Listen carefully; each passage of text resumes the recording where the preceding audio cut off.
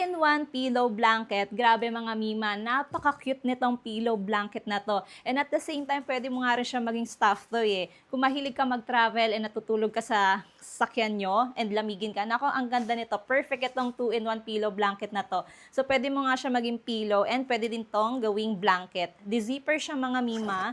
Napakaganda and napakalambot ng texture nito. Ganito siya kahaba ah. Ayan. Color purple, color dark pink yung kulay nito mga Mima. And sobrang lambot ng kanyang texture. Napaka-comfy and cozy niya kapag ginanito mo siya sa katawan mo. 'Di ba? Sobrang nice nito mga Mima kapag magta-travel kayo. Ayan, talaga namang sobrang warm and cozy niya. Ganyan siya mga Mima. And meron pa kayong pwedeng pagpilian nito na ibang cartoon character. Sobrang nice. Ayan, pillow na siya, tapos pwede mo pa siyang gawing blanket, di ba? Kapag ipapasok mo yung blanket, isuksok mo lang siya sa loob, and ayun, pwede mo na siya ulit maging pillow. Suksok lang muna natin siya.